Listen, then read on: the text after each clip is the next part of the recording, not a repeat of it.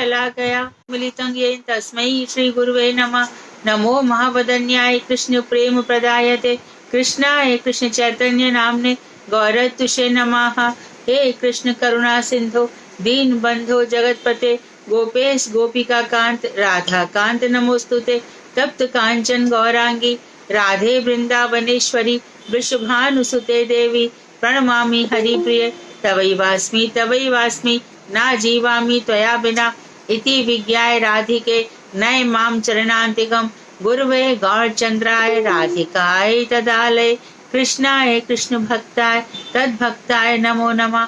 वाञ्छाकल्पतरुश्च कृपा सिन्धुभ्य एव च पतितानां पावनेभ्यो वैष्णवेभ्यो नमो नमः। श्री कृष्ण चैतन्य प्रभु नित्यानंद श्री अद्वैत गदाधर शिवासादि गौर भक्त वृंद हरे कृष्ण कृष्ण कृष्ण हरे हरे हरे राम राम राम हरे हरे।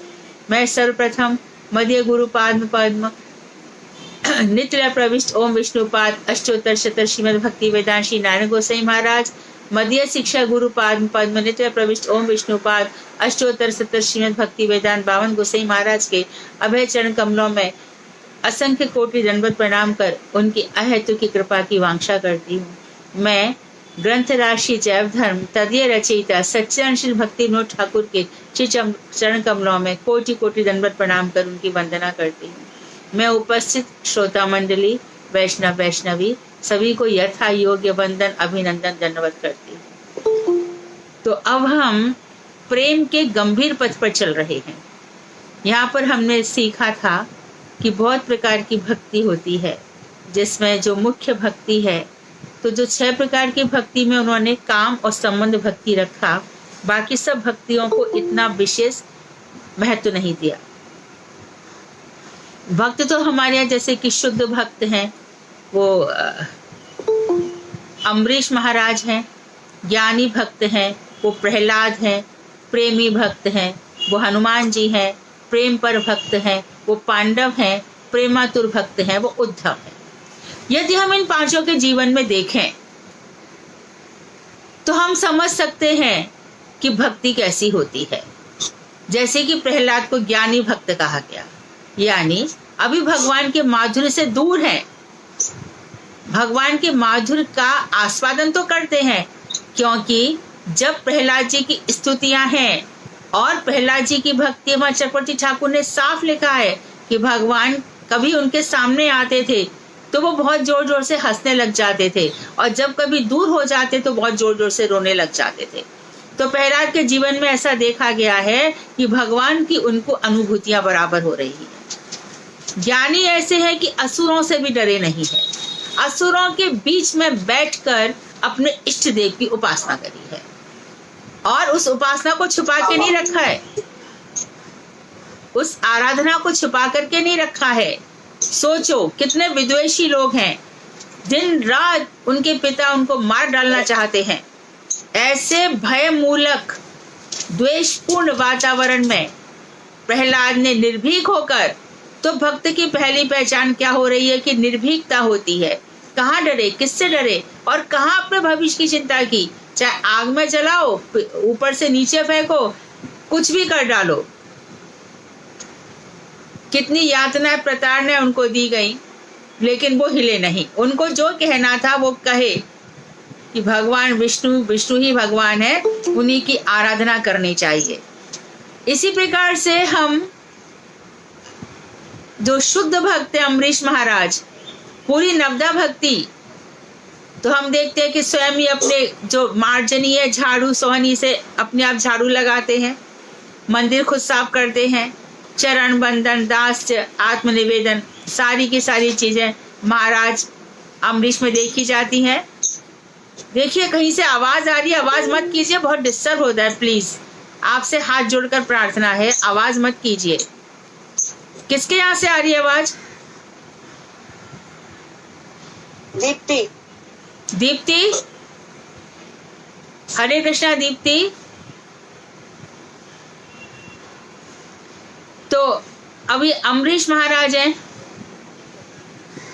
इनका राजकाज मंत्री लोग संभालते हैं, किसी प्रकार की कोई लालसा नहीं है। मेरे पास राज मद नहीं है, कुलीन मद नहीं है, किसी प्रकार का अभिमान नहीं है। तो ऐसे अम्बरीश महाराज के और हमारे हनुमान जी तो प्रेमी है ही, हनुमान जी के प्रेम की क्या बात करी जाए। दास रस में सर्वश्रेष्ठ भक्त हैं, दास रस में उनके जैसा भक्त कोई भी नहीं है। दास रस में उनको सर्वप्रथम स्थान दिया गया। भगवान श्री राम के बिना रत्नमाला भी उनके लिए कुछ भी नहीं है। रत्नमाला दी गई तो एक एक दाना तोड़ दिया। सीता जी ने कितने प्रेम से लाके उन्होंने दी थी, और सबके ही सामने सीता जी को पूछ रहे, माँ इस रत्नमाला में मेरे भगवान का नाम कहाँ पर है? तो तू इतना ही भगवान से प्रेम करता है तो तू भगवान का नाम कहाँ है? बोले देखो भगवान तो मेरे हृदय में छुपे हैं। और उसी सभा में हनुमान जी ने अपना वक्षस्थल चीर कर दिखाया, वहां पर सीता और राम का दर्शन सबने किया। माँ जानकी यानी शक्ति और शक्तिमान दोनों की अर्चना की है उन्होंने, दोनों की उपासना की, अभ्यर्थना की, आराधना की है, दोनों की, दोनों मिला करके। ऐसा नहीं था भगवान श्री राम थे, जानकी जी भी थी।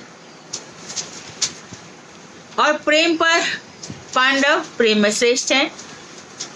भगवान पास में है, लेकिन कभी नहीं कहा भगवान आपके होते हुए हमारे ऊपर इतनी पीड़ा है।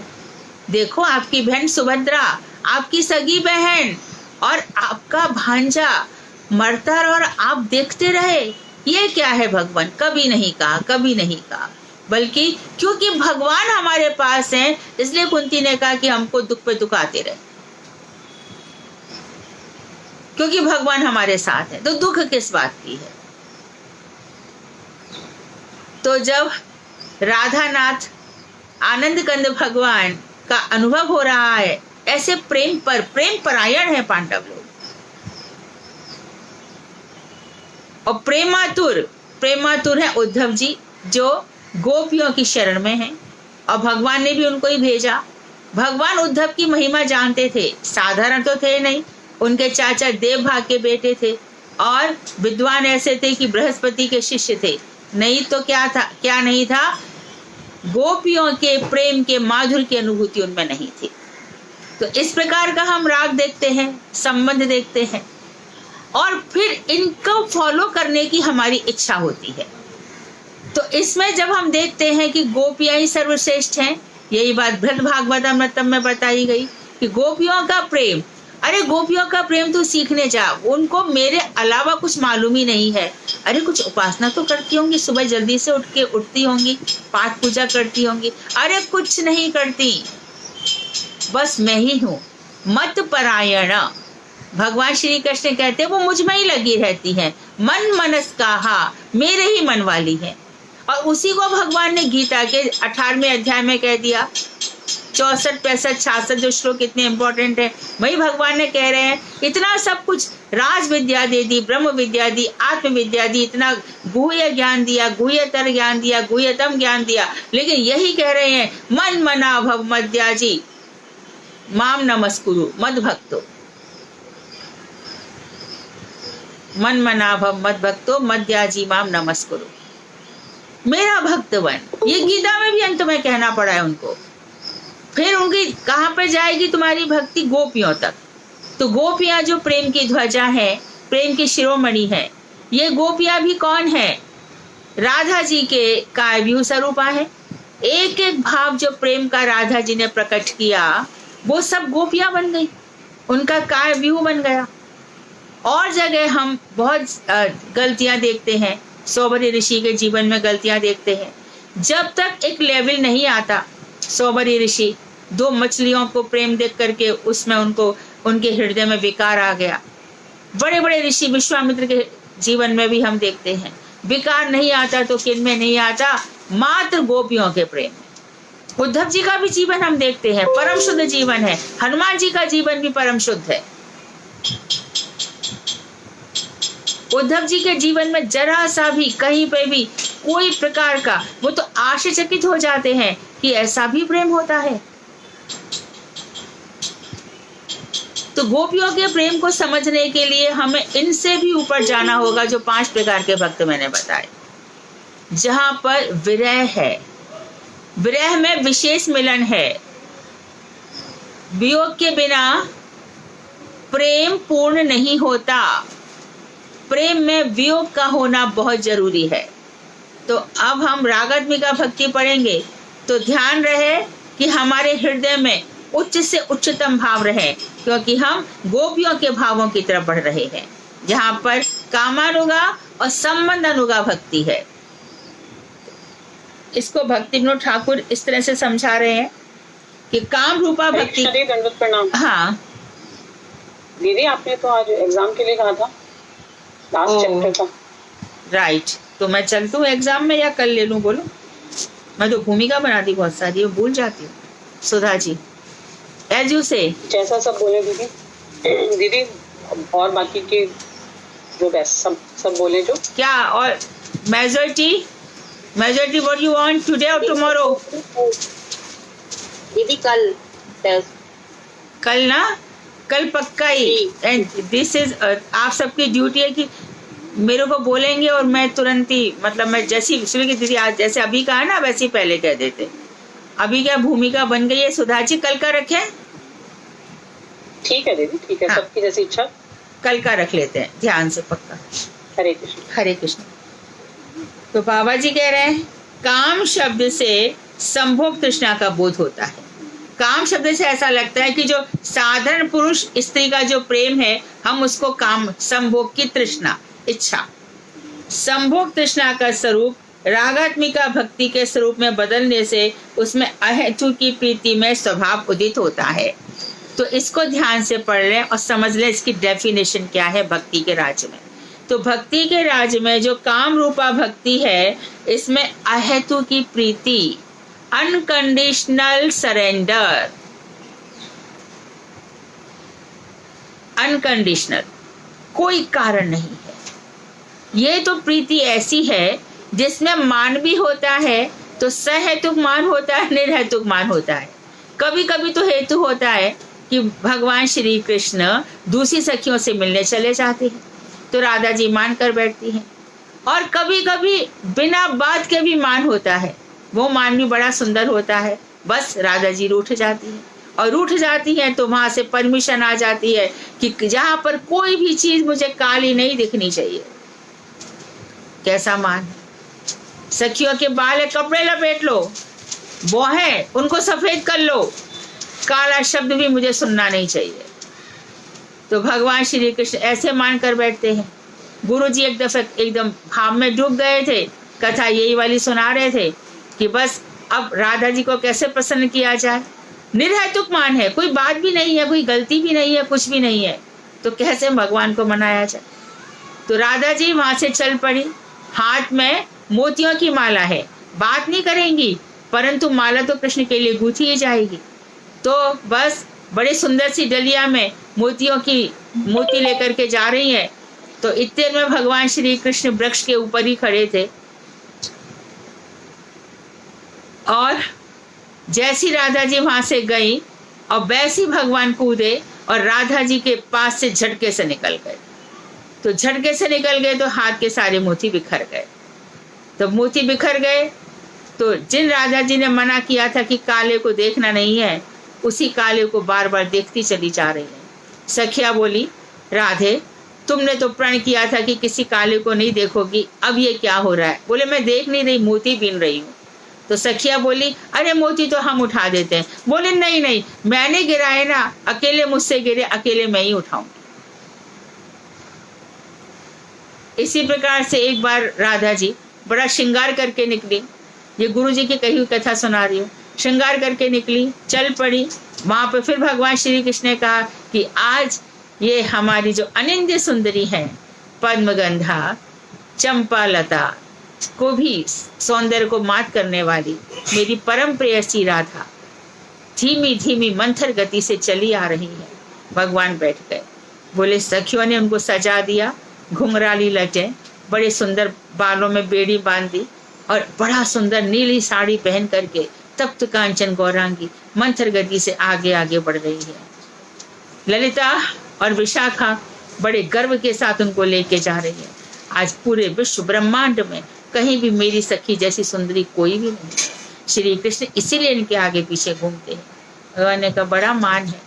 तो जैसी वो आगे बढ़ी तो जैसे वहां पर पोखर होती है एक छोटी सी, तो राधा जी को सखिया बचा करके ले जा रही थी, उसी समय कृष्ण ऊपर से कूद पड़े और पोखर का जो पानी था वो राधा जी के मुख पर आ गया और एकदम अपना पटका संभालते हुए आगे आगे, राधे मैं पहुंच दूं। राधा जी को हंसी आ गई। तो कभी सहेतुक मान, कभी निरहेतुक मान, तो जो प्रेम की ऊपर की। अब कोई पूछे कि जैसे कि परीक्षित ने, जो वहां पे ऋषि थे, उन ऋषियों के संदेह को मिटाने के लिए परीक्षित ने भी वही प्रश्न पूछा था। तो भगवान का जो प्रेम है, सारा ज्ञान जहाँ खत्म हो जाता है, सारे कर्म कांड जहाँ खत्म हो जाते हैं, और जहाँ पर जैसे मैंने 5 प्रकार की भक्ति बताई, ये सब भी खत्म, उससे कहीं ऊपर जा करके ये रागात्मिका भक्ति है। और उस भक्ति के 2 प्रकार में ये पहला काम है, जहाँ पर अपने भगवान से तो ये बहुत ही निर्मल मन जब हो जाता है, बहुत सच्ची प्रीति हो जाती है। हृदय का गुप्त भाव है, जो जैव धर्म में भक्तिनाथ ठाकुर ने बताया, ये गुप्त भाव हमारे अंदर हमेशा रहता है, लेकिन किसी दिन भगवान की कृपा से वो प्रकट हो जाता है, या किसी वैष्णव की कृपा से। तो छुपा हुआ भाव जब प्रकट हो जाता है, तो भगवान से जो हमारा काम है, और इन्हीं मंत्रों को तो आप जप रहे हो, संबंध तो जब हम आने करते हैं वो किसके लिए कर रहे हैं? भगवान के साथ हमारा संबंध गहरा हो। कृष्णाय संबंध, गोविंदाय अभिधेय, गोपीजन वल्लभाय प्रयोजन। इसके बाद ये काम शुरू होगा। जब इन मंत्रों के अर्थ समझ में आएंगे, तब लगेगा अरे हमारे मंत्रों में इतनी गहराई है, हम तो कभी समझ ही नहीं रहे थे। तो प्रीति संभोग कृष्ण तृष्णामयी होती है। कृष्ण के सुख समृद्धि के लिए ही अखिल चेष्टा होती है। कृष्ण कैसे सुखी रहें, इसके लिए सारे प्रयास होते हैं, और अपने सुख की चेष्टा 0 होती है। मुझे को सुख कहां से मिलेगा? अरे बहुत से लोग तो वैष्णवों से भी इतना सुख पाना चाहते हैं। वैष्णव हमारे लिए, वैष्णवों से जरा सी भी लेने की इच्छा ठीक नहीं है, हमारा कल्याण नहीं है, बिल्कुल भी नहीं है, बिल्कुल भी नहीं है।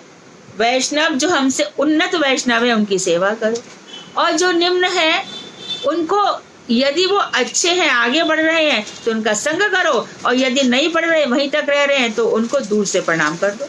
मन से आदर, वहां पे तो प्रणाम की भी बात नहीं कही है, खाली ये कहा मन से आदर कर।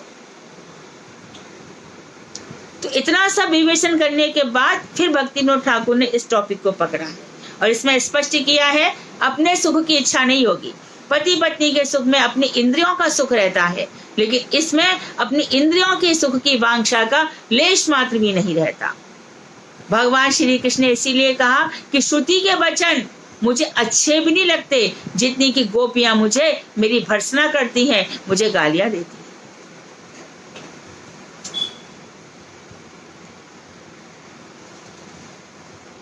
यदि अपने सुख की चेष्टा रहती है, तो वह कृष्ण की सुख समृद्धि के लिए स्वीकृत होती है। और अपने सुख की, अच्छे से स्नान करना, अच्छे से श्रृंगार करना है, अच्छे से नहाना धोना है, अच्छे से चंदन लगाना है, वो सब भी किसके लिए है? कृष्ण के लिए। ये कृष्ण के सुख के लिए है। आप लोगों, मैंने एक दफे बताया भी था और एक बार फिर से बता दे रही हूँ। जब गोपियां अपने घर से चल रही, एक के आंख में अंजन है, एक ने एक कुंडल पहना हुआ है, एक बच्चे को दूध पिला रहे, ऐसे छोड़ के चली गई है। जो गोपी जैसी अवस्था में चली थी, पहुंच तो गई। भगवान ने भी कहा उनसे, स्वागतम वो महाभागा हिमते करवाणी, हे महाभागवत भाग्यवतियों, तुम्हारा स्वागत है, तुम्हारा प्रिय कार्य क्या करूं? तो गोपियां बोली, ऐशा ये घोर रजना, रजनी ऐशा, ये घोर अंधेरी रात है, वहां पर कोई प्रियतम अपनी प्रियाओं से ऐसी बातें करता है क्या?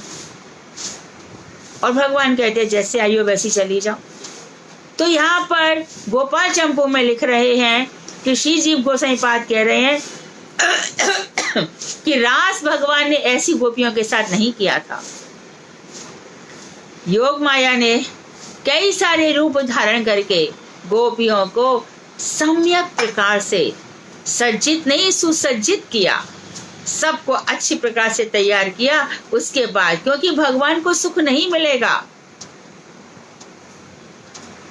आंख में अंजन नहीं है तो ऐसे कोई डर हो जाए, भय हो जाए, ऐसी शक्ल तो नहीं होनी चाहिए। सुंदर सुंदर शक्लों के साथ अपने सिद्ध स्वरूप के साथ गोपियों को मिलना चाहिए।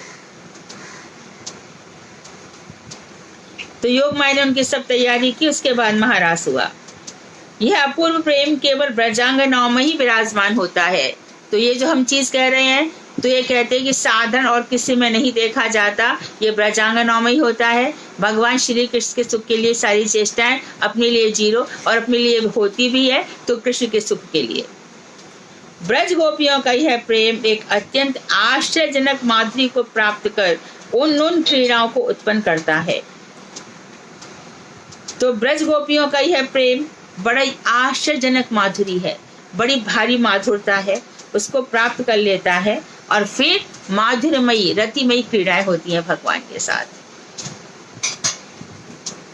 बहुत सुंदर क्रीड़ाएं होती हैं। इसलिए प्रेम विशेष तत्व को पंडित जन काम कहते हैं।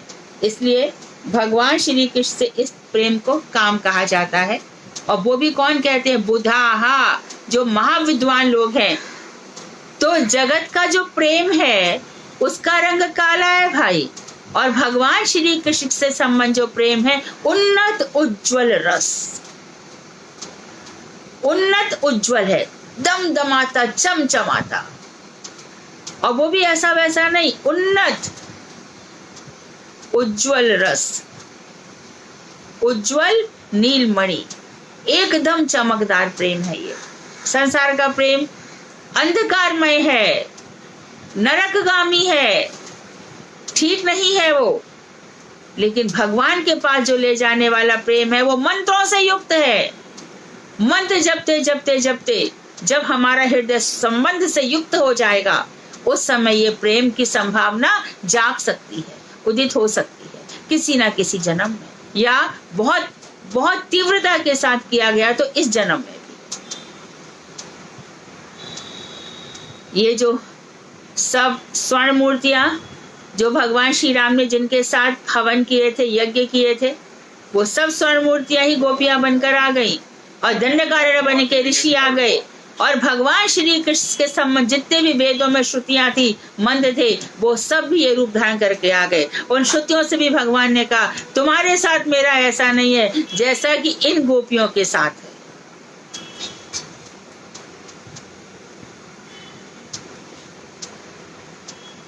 इसलिए प्रेम विशेष तत्व को पंडित जन काम कहते हैं। वास्तव में ब्रजवालाओं का काम अप्राकृत और दोष गंध से सर्वथा रहित होता है। अप्राकृत है, अप्राकृत जगत की चीजें हैं। प्राकृत जगत की वस्तु और अप्राकृत वस्तु की जगह में, दोनों में जमीन आसमान का अंतर है। यद्यपि कभी कभी तुलनाएं दे दी जाती है, लेकिन दोनों का कोई मैच ही नहीं है। अप्राकृत जगत, यहाँ से 7 लोगों के पार, बिरजा नदी के उस पार जो अप्राकृत जगत है, वहां की बातें हैं। वहां पर कोई दोष नहीं है। बद्ध जीव का काम सदोष है। बद्ध जीव भी आपस में प्रेम कर सकते हैं। कोई कोई कहेगा अरे भैया हमने तो बहुत कहानियां सुनी है, इसकी सुनी है रोमियो जूलियट, और ऐसे कोई कोई आता है। ये प्रेम पूरा काम की गंध से युक्त दोषपूर्ण प्रेम, वो ऐसा नहीं है और बहुत ही तुच्छ है, अपनाने जाने योग्य नहीं है। ब्रजवासियों का प्रेम इतना विशुद्ध और सर्वाकर्षक होता है कि उद्धव जैसे भगवान के परम प्रिय जन भी उसे पाने की लालसा करते हैं। ब्रज गोपियों के काम की तुलना का दूसरा कोई स्थल ही नहीं है, बस ये काम अपनी तुलना का स्थल है। ब्रज गोपियों के काम की तुलना कहाँ से करें? कहीं से नहीं। उसकी तुलना गोपियों के काम से ही की जा सकती है और किसी से नहीं। काम रूपा रागात्मिका भक्ति ब्रज के अतिरिक्त और कहीं नहीं देखी जाती, जहाँ तक कि द्वारका में भी नहीं देखी जाती। बताओ तो, यहाँ पर गोपियों का प्रेम और वहां पर रुक्मणी के पास बैठे हुए हैं, और जब कुरुक्षेत्र का मिलन होता है तो रुक्मणी जी वहां पर बैठी हैं, शैया में चरण दबा रही है, तो भगवान उठ के जा रहे हैं। तो रुक्मणी कहती कहाँ जा रहे हो नाथ? और आपके ये अंग से, रोम रोम से राधे राधे निकलता रहता है, आप कहाँ जा रहे हैं? कुरुक्षेत्र में जब सब मिले तो भगवान कह रहे हैं रुक्मणी से, रुक्मणी मेरी राधा रात को दूध पिए बिना नहीं सोती, क्या तुम उसको दूध पहुंचा दोगी? बोले अच्छा जाऊंगी, इस बहाने उसके दर्शन भी हो जाएंगे। तो बस रुक्मणी जी ने जल्दी से दूध लिया, उतारा दूध गरम गरम, और बस लेकर के पहुंच गई और राधा जी को पिला दिया। राधा जी तुम्हारे को कृष्ण याद कर रहे थे, ये दूध भेजा है। सौंदर्य देखकर कुछ होश ही नहीं रहा कि मैंने क्या कर दिया क्या नहीं किया, और राधा ने कृष्ण का नाम लेकर के घटाघट वो दूध पी लिया, और दूध पी करके वो आ गई। रुक्मणी जी उनको देख करके अपनी सुध बुध भूल गई, ऐसा अनिंद सौंदर्य कहीं देखा नहीं है, ये सौंदर्य की साक्षात मूर्ति है। इन्हीं भावों को लेकर के कृष्ण के पास आई, उनके चरणों में प्रणाम करने लगी कि ये क्या हुआ। कृष्ण के चरणों में फपोले पड़ गए। रुक्मणी बोली, नाथ मैं तो आपको अच्छे से छोड़ के चली गई, ये आपका क्या हो गया अचानक? तो कृष्ण बोले, रुक्मणी तुम नहीं जानती हो, राधा के हृदय में मेरे चरण विद्यमान रहते हैं। तुमने इसको गर्म दूध दे दिया, इसी के फफूले मेरे। जय हो भगवान, अपने भक्तों का दुख कैसे अपने ऊपर ले लेते।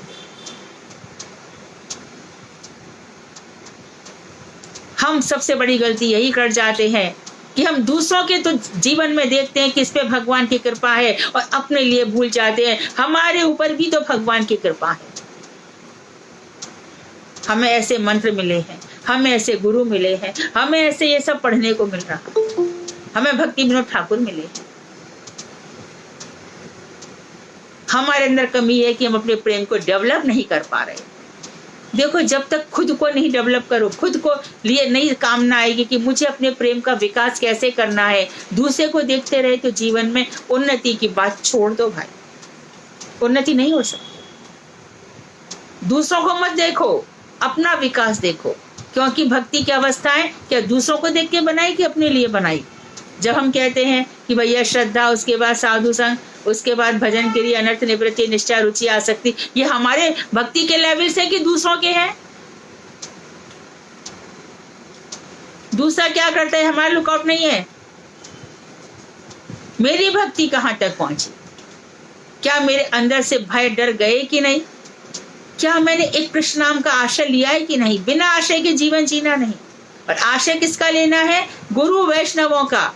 और गुरु वैष्णवों के लिए जान लेना चाहिए कि वो कभी मरते नहीं है। हमें नहीं सोचना चाहिए कि हमारे गुरु यहाँ पर नहीं है, हमसे दूर है, या हमें छोड़कर चले गए गोलोक धाम में, उन्हें हमारी सुध नहीं है। ऐसा कभी नहीं होता, कभी हो ही नहीं सकता। शास्त्र झूठ नहीं बोल सकते।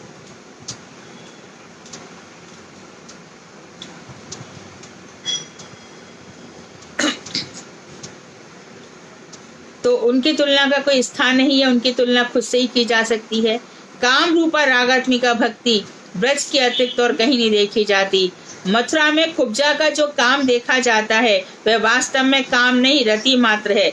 जिस काम का यहाँ विवेचन हुआ है उससे कुब्जा का कोई संबंध नहीं है। तो साधारण रति कुब्जा की है। अब कुब्जा की भी कहानी भाई ऐसी है कि जो सुपर्णखा थी, उसकी इच्छा हुई थी भगवान श्री राम से विवाह करने की। भगवान श्री राम एक पत्नी व्रत थे, उन्होंने उनको स्वीकार नहीं किया। उन्होंने मन ही मन उसको वरदान दे दिया कि तूने मेरे पास आई तो है, कोई ना कोई संबंध लेकर आई है, तेरी इस इच्छा को मैं अपूर्ण नहीं रहने दूंगा। तो भगवान ने इस जन्म में क्या किया, थी तो बहुत सुंदरी, लेकिन भगवान ने उसका कुबड़ा निकाल दिया, त्रिवक्रा बना दिया, 3 जगह से टेढ़ी। क्यों ऐसा बनाया कि कोई भी इस स्त्री को देख करके इससे विवाह करने की इच्छा नहीं करेगा, क्योंकि किसी और ने इसको छू लिया तो ये मेरे योग्य नहीं रह जाएगी। इसलिए भगवान श्री कृष्ण ने उसको कुबड़ा बना करके भेज दिया। तो कंस क्या जाती थी, अंगराग वगैरह लगाती थी, कोई उसको देखता नहीं था।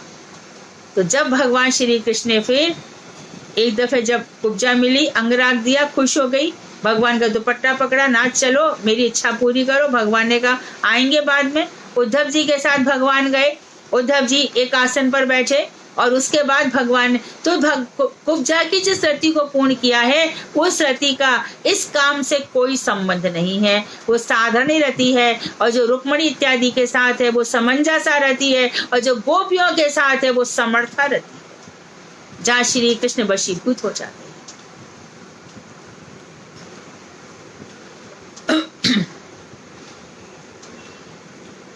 तो ब्रजनाथ कह रहे हैं संबंध, ये तो हो गया काम रूपा। अब दूसरा पूछ रहे हैं संबंध रूपा भक्ति कैसी होती है। मैं कृष्ण का पिता हूँ, मैं कृष्ण की माता हूँ, तो इत्यादि अभिमान से जो कृष्ण भक्ति होती है उसे संबंध रूपा भक्ति कहते हैं। संबंध भगवान के साथ संबंध है।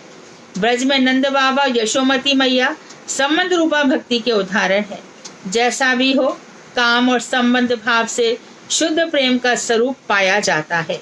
काम में और संबंध में दोनों में शुद्ध प्रेम है। यशोदा जी का संबंध से है और गोपियों का काम से है। इसलिए ये दोनों भाव नित्य सिद्ध भक्तों के आश्रय हैं। तो जैसे हमने हरि नाम का आश्रय लिया हुआ है, गुरु जी के चरणों का आश्रय लिया हुआ है, ऐसी जब भक्ति और बढ़ जाएगी तब किसका आश्रय ले लिया जाएगा? नित्य सिद्ध भक्तों का। तो संबंध वाले नंद बाबा यशोदा का अनुगत्य करेंगे और काम भाव वाले गोपियों का।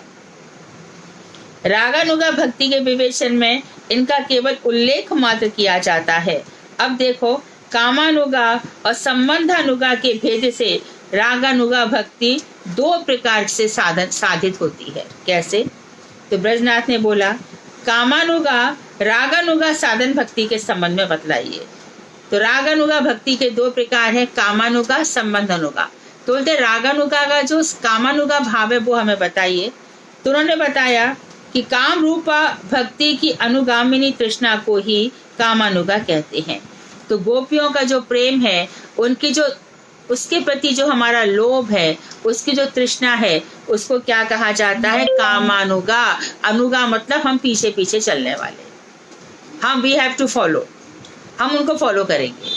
कामानुगा भक्ति को हम फॉलो करेंगे। हम इसके फॉलोअर्स है, कामा के। हम मंत्र जप रहे हैं, कैसे इसको प्राप्त करें, कैसे इनको प्राप्त करें?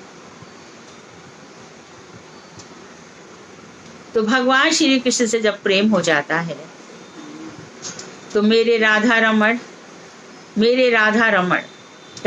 लाल जी से प्रेम हो जाता है।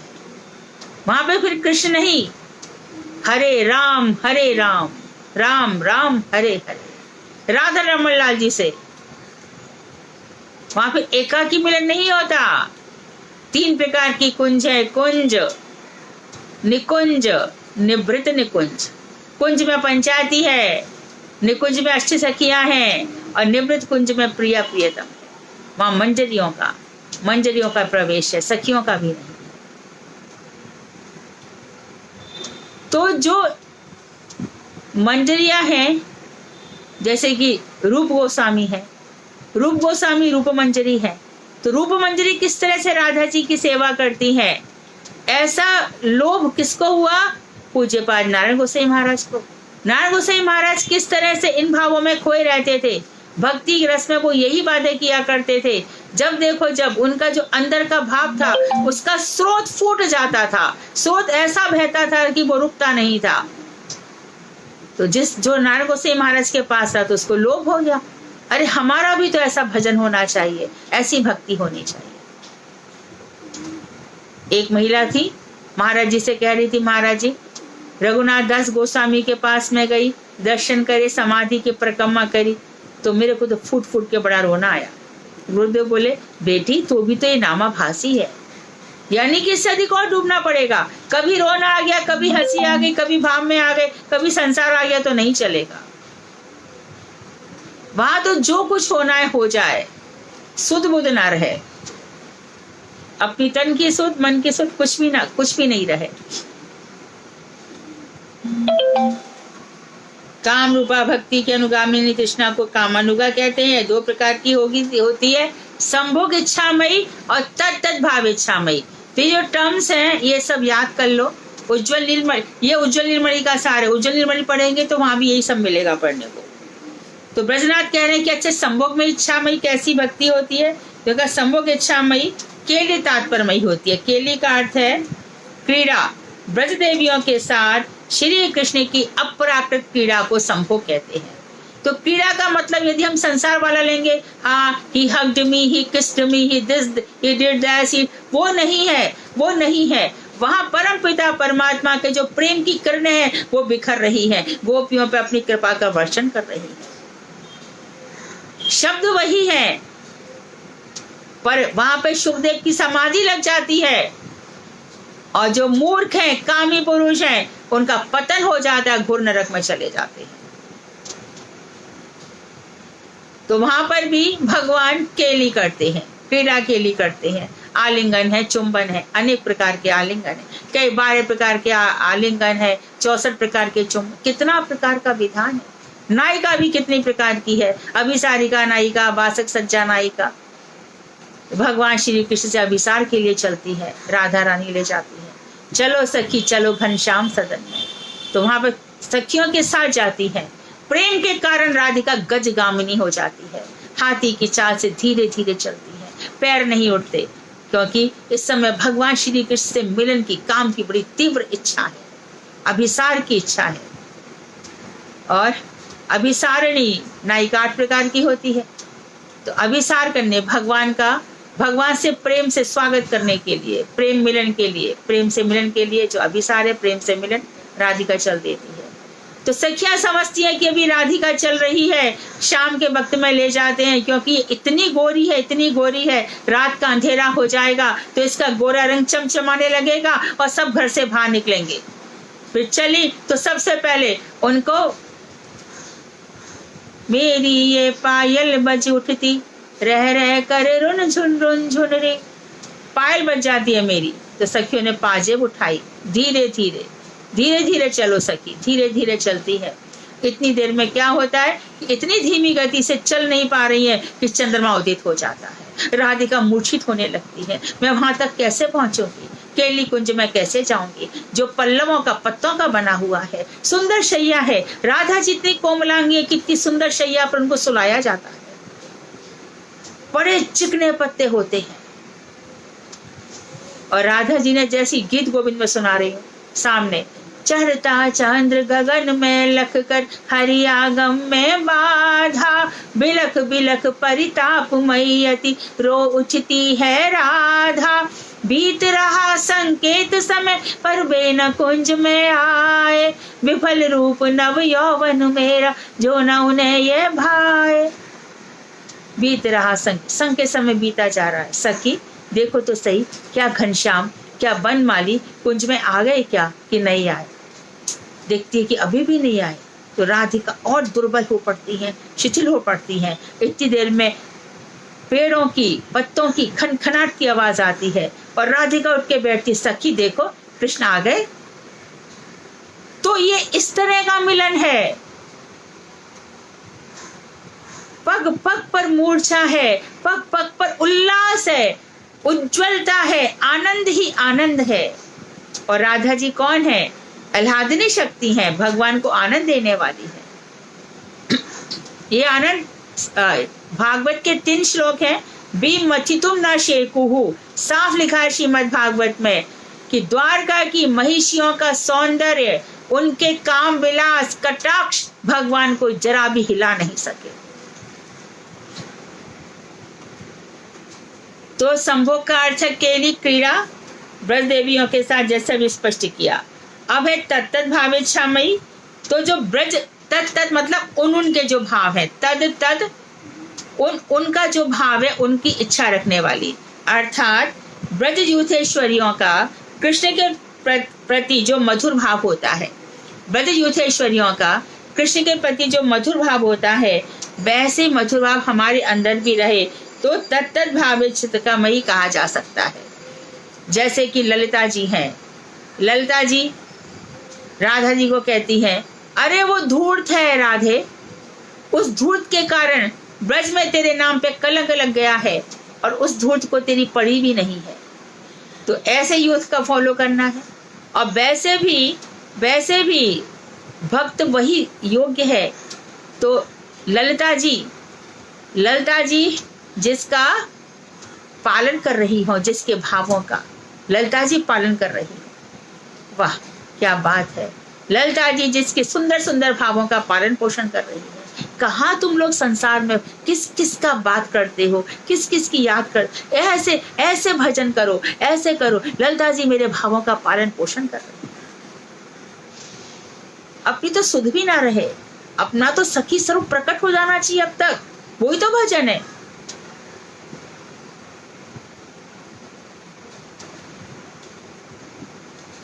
उन भावों को हम जब फॉलो करते हैं हमारी कामना होती है।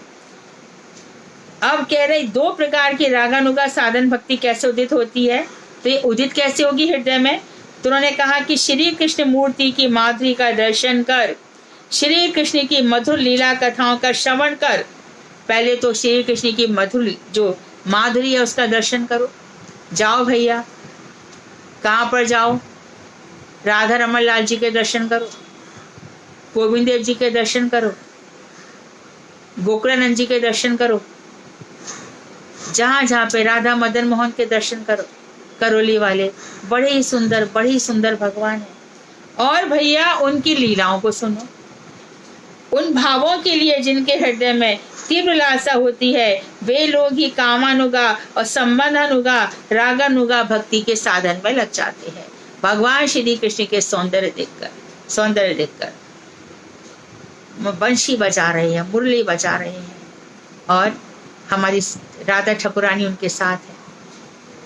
और कैसा दर्शन कर रहे हैं, कर में मुरली लिए, कांधे कांवर लिए, श्यामकारी आओ कुंजन में बाके बिहारी, श्याम सुंदर मनोहर मुरारी, दीन दुखियों की सुध क्यों बिसारी, रोते ग्वाल बाल है, गौए बेहाल है, श्याम तिहारी आओ कुंजन में बाके बिहारी, श्याम सुंदर की अद्भुत छटा है, कंज लोचन में मन रम रहा है, केश सुंदर लटे कब हृदय से हटे, छप तुम्हारी आओ कुंजन में बाके बिहारी। तो उनके सौंदर्य से, उनकी लीलाओं का दर्शन करके, उनकी लीलाओं का श्रवण करके कोई बात अच्छी नहीं लगती। श्याम मन श्याम तन श्याम ही हमारो धन, उधो आठो याम हमें श्याम ही सो काम है।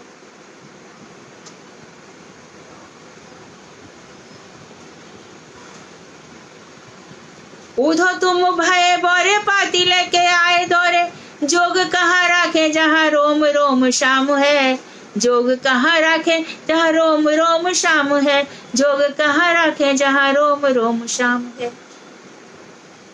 जित देखूं चित श्याममयी है, श्याम ही श्याम चारों तरफ। ऐसा भाव हो, ऐसा जब माधुरी का दर्शन हो, रसिक श्रोताओं के साथ गुरुदेव के मुख से ऐसी कथाएं सुनी जाए, तब ऐसी होगा ही होगा, निश्चित रूप से होगा। वो होना ही है। गैस सिलेंडर है तो गैस जलेगी ही जलेगी, कि सिलेंडर में गैस है। तो हम सबके हृदय में ये भाव है। बस सुनने मात्र से गैस को जैसे लाइटर से एनलाइट किया जाता है, इसी प्रकार से श्रवण मात्र से, दर्शन मात्र से ये भक्ति उदित होनी ही होनी है। जमुना के कछार पर चले जाओ, किनारे पर, और तुरंत याद आ जाएगा। राधिका जी कह रही है, तीर समीरे यमुना तीरे बसती बने बनमाली। इस झील में समीर बह रहा है, यहाँ पर बनमाली वास कर रहे हैं। तो जो बनमाली वास कर रहे हैं, बन की वैजयंती माला, 5 फूलों से बनी माला, घुटनों तक लंबी माला, भगवान श्री कृष्ण नील वर्ण के हैं, मधुर मधुर मुस्कान है, लाल होठ है, चंचल आंखें हैं, एक जगह टिकती नहीं है, चारों तरफ घूमती। नई सखियों को देख के उनको हंसी आ जाती है, ठटा करके हंस पड़ते हैं। राधिका जी पे अपना सब कुछ बलिहार कर देते हैं, और चाहो तो रुक हमारी ललिता जी के पैरों पे हाहा खाते हैं, आत्महारा हो जाते हैं, सर्वहारा हो जाते हैं।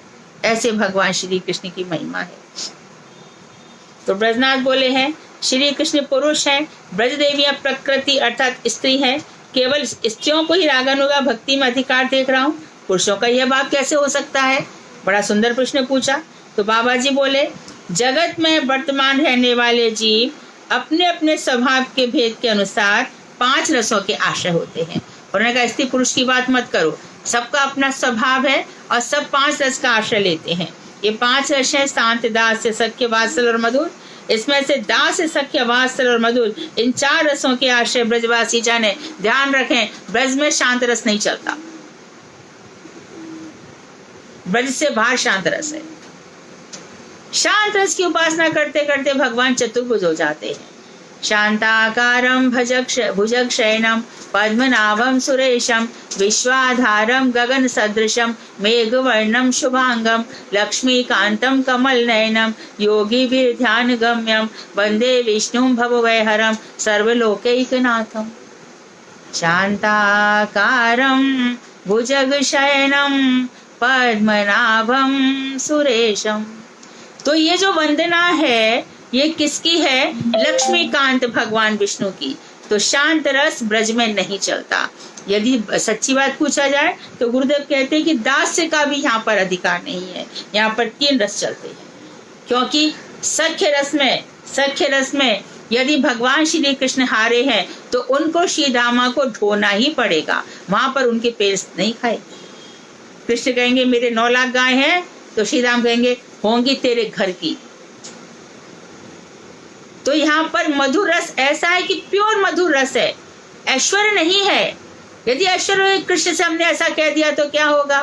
कृष्ण के यहाँ पर तो जब चतुर्भुज भगवान ने धारण किया गीता में, तो अर्जुन ने कहा मैंने ये क्या किया? मैं तो आपको ऑर्डर पे ऑर्डर देता रहा, रथ आगे चलाओ, अब रथ रोक दो, अब ऐसा कर दो, वैसा कर दो, मैं तो बड़ा पापी। भगवान ने कही नहीं, तू मेरे चतुर्भुज रूप के दर्शन को भूल जा, मेरे विराट स्वरूप को भूल जा, तू मेरा मित्र रहे। अब पूरा की पूरा ईश्वर वहां मटिया मेट हो जाता है, एकदम शुद्ध प्रेम, वो भी मधुर रस से युक्त हो जाता है, वो दास रस। तो दास और पितृत्व, अभिमानी, वात्सल्य, ये 3 रस पुरुषों के भाव में हैं। तो दास पुरुष में आ जाएगा, सख्य आ जाएगा, वात्सल्य आ जाएगा। जिनकी इन रसों में प्रवृत्ति होती है वे पुरुष भाव से कृष्ण की सेवा करते हैं। माता का वात्सल्य और श्रृंगार ये 2 स्त्री भाव युक्त रस हैं, यानी वात्सल्य स्त्रियों का भी हो सकता है और नंद बाबा का भी हो सकता है। जिनका चित्त इन 2 रसों द्वारा विभावित होता है वे स्त्री भाव से श्री कृष्ण की सेवा करते हैं। सिद्ध जनों में जैसे स्त्री और पुरुष अलग अलग है उनका स्वभाव, उसी प्रकार उनके अनुगत साधकों में ये दोनों भाव अलग अलग होते हैं। तो पुरुष किस प्रकार से स्त्री भाव से यानी गोपी भाव से सेवा करेंगे, साधन करेंगे? तो बाबा जी कहते हैं अधिकार भेद से। जिन्हें श्रृंगार रस में रुचि हुई है, जैसे कि वल्लभाचार्य जी को हो गई थी, अधरम मधुरम वदनम मधुरम, गोपी मधुरा, बीची मधुरा, यमुना मधुरा, सब कुछ उनको मधुर मधुर आ गया। मधुराधिपते रखिलम मधुरम। तो वे स्थूल शरीर से पुरुष होने पर भी सिद्ध शरीर में स्त्री आकार में होते हैं। स्त्री शरीर से पुरुष हैं, लेकिन सिद्ध अवस्था में किसके दर्शन कर रहे हैं? उन्होंने अंत में जूड़ा बांध लिया और हाथ में फूलों की माला पहन ली। अभी भी कितने ही पुरुष हैं स्त्री वेश धारण कर लेते हैं, सिद्ध स्वरूप में आ जाते हैं, नहीं रोक पाते अपने आप को।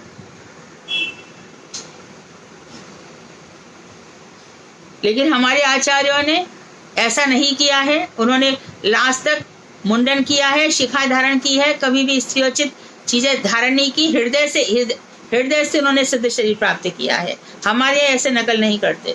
रुचि और स्वभाव के अनुसार वे जिस गोपी के अनुगत होने के योग्य हों, जिस भी गोपी, ललिता जी जैसा भाव हो, मानो तुंग विद्या भाव जैसा हो कि चलो मैं भी तुंग विद्या की तरह ये बजा लूं, तानपुरा, ऐसे जिस भी सखी का जो भाव हो उनके अनुगत होकर अपने सिद्ध शरीर से कृष्ण की सेवा करें। पद्म पुराण में पुरुषों के ऐसे भाव का वर्णन मिलता है, जैसे दंडकारण्य बने ऋषियों ने श्री रामचंद्र का परम सुंदर रूप देखकर पति भाव से उनका भजन किया था। वे महर्षि गण ही श्री गोकुल लीला में स्थित्व प्राप्त कर काम रूपा रागमयी भक्ति द्वारा हरि सेवा में लग गए।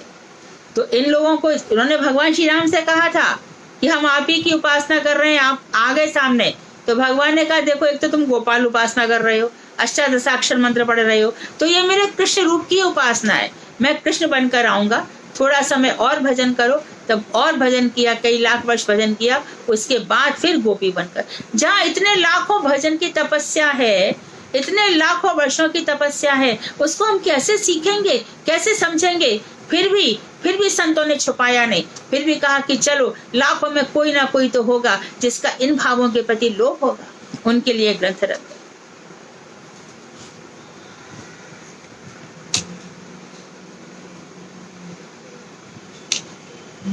बजनाथ बोले, हमने सुना है गोकुल की स्त्रियां नित्य सिद्धा हैं, वे कृष्ण लीला की पुष्टि के लिए ब्रज में अवतीर्ण होती हैं। बस हैं तो नित्य सिद्ध, कोई साधन सिद्ध है नहीं, काफी गोपियां नित्य सिद्ध हैं। कात्यायनी भी कौन है? अब यहाँ पे आ गया कि जब साधन करने गई हैं गोपियां, वहां कोई अष्ट सखियां तो गई नहीं थी जिनका चीधरण हुआ हो। वहां पे राधा जी, ललिता, विशाखा जी, रंग देवी, सुदेवी, ये सब तो नहीं गई थी।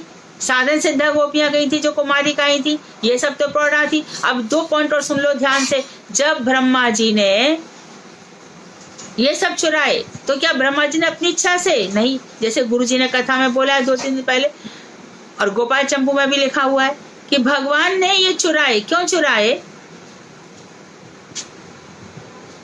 योग माया को प्रेरणा दी, और योग माया को प्रेरणा देकर उन्होंने चुरा लिया कि जितने भी जो ग्वाल बाल हैं, है ना, जो ब्रह्मा जी ने चुरा लिए उनका स्थान कृष्ण ने ले लिया। तो जब बलराम जी देख रहे हैं ब्रह्म मोहन लीला के अंत में ये क्या है कि जो गैयाएं हैं और मैयाएं हैं वो छोटे छोटे बछड़ों और बालकों से इतना प्रेम नहीं कर रही हैं जितना बड़ों से कर रही हैं। ऐसा क्यों? वो समझ गए कि जितने भी बड़े रूप हैं वो कृष्ण हैं। तभी बलराम जी ने घोषणा करा दी कि इस समय बहुत शुभ समय है। गर्गाचार्य जी ने कहा है कि ब्रज में जितनी बालिकाएं हैं सबका विवाह ग्वालों के साथ कर दो, ये बहुत ही सुंदर समय है विवाह का। ऐसा उद्घोष कर दिया तो सब लोग बड़े खुश हो गए। गर्गाचार्य जी ने कहा है तो ये सब की सब, इनमें कोई विधवा नहीं होगी, सब सधवा रहेगी, सब सुहागिनी हो जाएंगी। और इसके बाद विवाह हो गया। फिर कोई कह सकता है कि बाद में तो फिर वो ग्वाल बाल बन गए। तो भगवान की प्रेरणा से योग माया ने ऐसी व्यवस्था कर दी कि इनके पतियों ने इनको कभी नहीं छुआ, चाहे राधा जी हो, चाहे जिनका विवाह कृष्ण बने गोपाल से हुआ, गोपाल बने कृष्ण से हुआ। इस बात के लिए गांठ बांध लो। ते महर्षि गण ही गोकुल लीला में स्थित्व प्राप्त कर काम रूपा रागमयी भक्ति द्वारा हरि सेवा में लग गए। कौन सी भक्ति? काम रूपा रागमयी। तो ब्रजनाथ कह रहे हैं हमने सुना है कि गोकुल किससे नित्य सिद्धा है, तो क्यों अवतीर्ण हुई? पिछले की पुष्टि के लिए ऐसे क्या संगति है? तब बाबा जी कह रहे हैं कि नित्य सिद्धा का श्री कृष्ण की रास लीला में सहजी गमन हुआ था, वो सहजी चली गई। किंतु जो साधन कर रही थी काम रूपा साधन भक्ति द्वारा सिद्ध होने पर, जिनका गोपी के रूप में जन्म हुआ, उन्होंने वार्यमाणा पति भी ही श्रीमद् भागवत श्लोक के अनुसार कृष्ण की मानस सेवा का अप्राकृत स्वरूप प्राप्त कर लिया था। ये गोपियां अधिकांश दंडकारण्य के ऋषि थे, तो सारी गोपियों को जाने को नहीं मिला। वार्यमाणा पति भी, पतियों के द्वारा रोक ली गई। अब रोक ली गई तो इनका क्या हुआ? उतना सिद्ध नहीं हुआ, साधन सिद्धा थी, अभी सिद्ध अवस्था में नहीं थी। तो इन्होंने क्या किया? योग का आश्रय लिया, और योग का आश्रय लेकर इन्होंने अपने प्राण छोड़ दिए। भगवान श्री कृष्ण का ध्यान किया, ध्यान में भगवान श्री कृष्ण का आलिंगन किया, और आलिंगन करके इन्होंने प्राण छोड़ दिए। तो दंडकारण्य बन के जितने भी ऋषि थे अभी वो साधन सिद्ध है, सिद्ध अवस्था में नहीं है। सिद्ध अवस्था वो है जहाँ राधा जी ने अपने कायव्यूह से जिनको प्रकट किया है, और जो साधन करके आए हैं उनकी ये स्थिति है। तो अब वहां पर इतनी सारी गोपियां थी जिन्होंने ये शरीर छोड़ दिया, तो योग माया को फिर से एकदम टेंशन आया, अब मैं क्या करूं? यहाँ पे तो उपद्रव मच जाएगा, कृष्ण कहाँ है, कृष्ण कहाँ है? यहाँ पे तो स्त्रियां ऐसे ही गिर रही हैं, गोपियां ऐसी मरी जा रही हैं। तब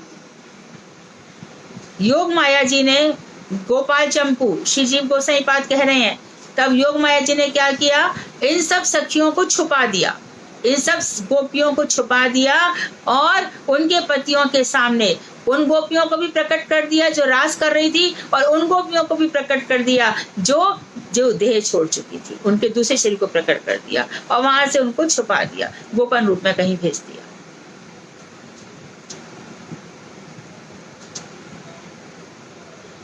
तो नित्य सिद्धा गोपियां कौन है? साथ के साथ हम ये भी पढ़ लेते हैं। तो उन्होंने बताया कि श्रीमती राधा जी श्री कृष्ण की स्वरूप शक्ति हैं। उनका पहला कायव्यूह अष्ट सखियां हैं और दूसरी सखियों को उनका क्रमशः पीछे पीछे वाला कायव्यूह समझना चाहिए। ये सब सखियां नित्य सिद्धा हैं।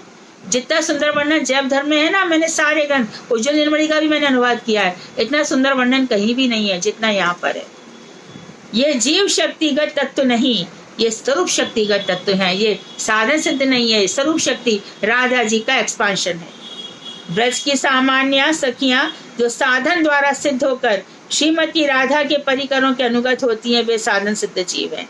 तो जो ब्रज की साधारण सखियां जो साधन कर करके, जैसे हम सब है, हम लोग कभी सिद्धि प्राप्त कर लेंगे किसी न किसी जन्म में साधन कर करके, तो वो राधिका जी के कायव्यूह से नहीं आती, राधा जी के जो परिकर हैं उनको फॉलो करती है। ये साधन सिद्ध जीव हैं। इलादनी शक्ति का बल पाकर ये ब्रज की नित्य सिद्धाओं के साथ सालों की प्राप्ति की हुई होती हैं।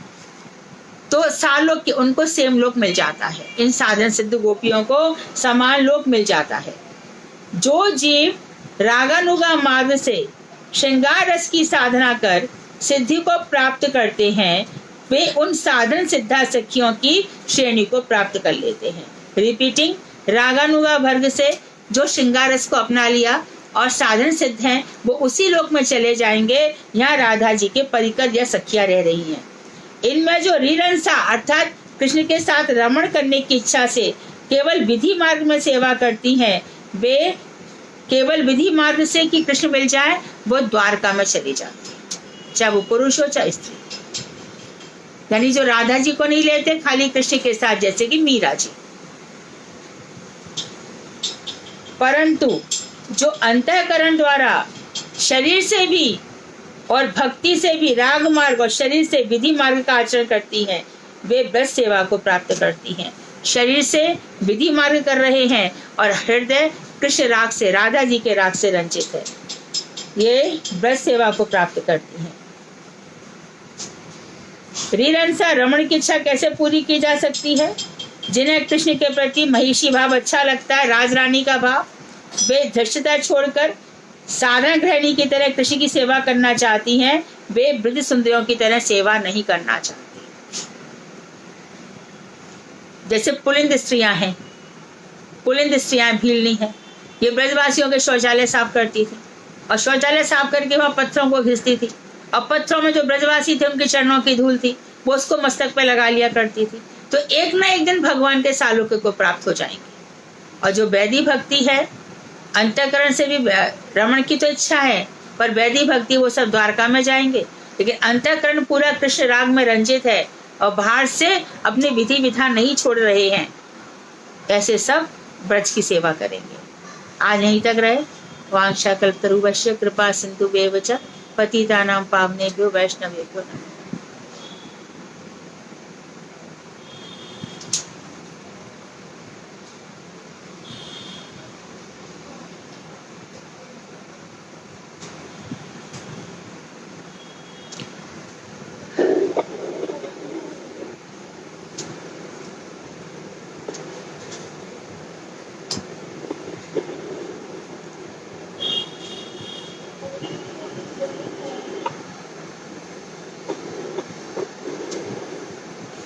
हरे कृष्णा।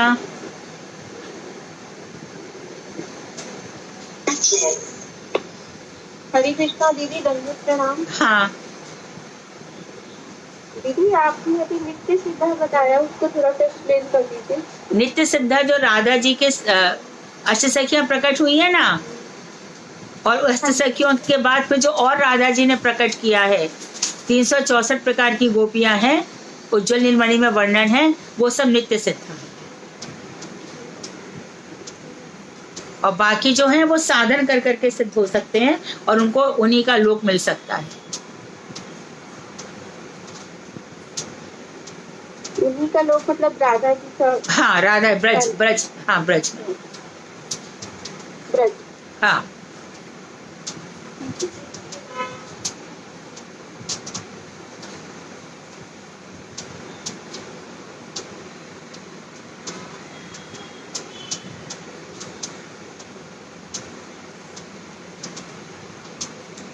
कोई और?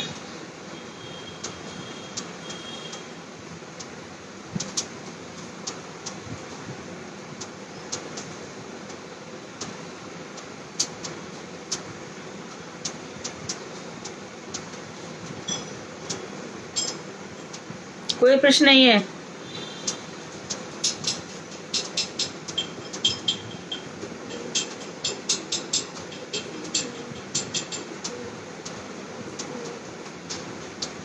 ठीक है फिर। दंडवत प्रणाम हरे कृष्णा। हाँ, तो हम लोग साधन सीख रहे हैं ना? सिद्ध नहीं हुए, अभी साधन कर रहे हैं, सिद्ध कभी हो जाएंगे। हाँ जी। ओके, दैट्स व्हाट आई या you mean that, I understand.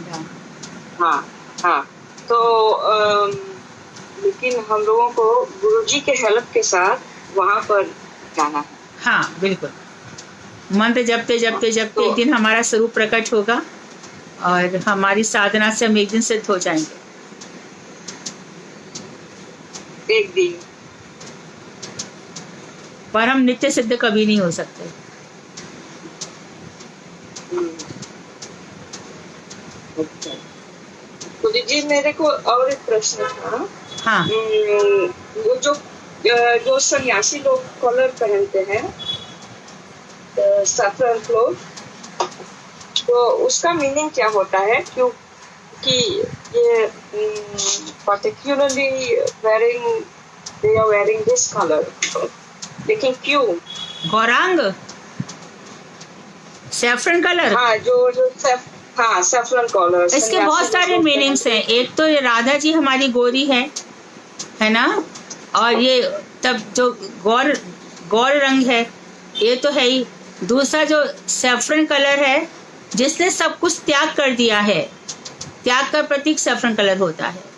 संसार प्राकृत जगत की सारी चीजों को त्याग कर दिया है, इसके लिए वो ये वेश धारण करते हैं सन्यासी।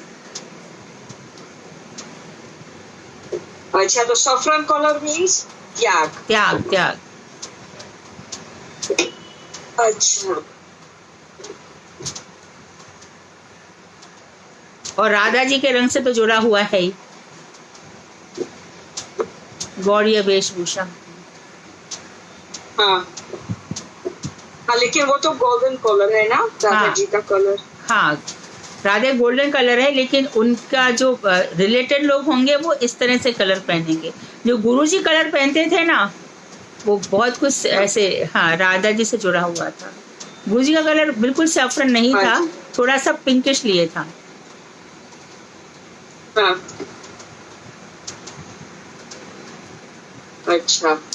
और जो ये लोग, क्योंकि दीदी लोग के लिए तो नहीं है, लेकिन मर्द लोग अपना बाल निकाल करके अपना भजन करते हैं। हाँ, वो सन्यासियों को दिया है। और दीदी लोग भी सफेद कपड़े पहन सकती हैं। और मुक्त सन्यासी का अर्थ होता है कि जो बंधे हुए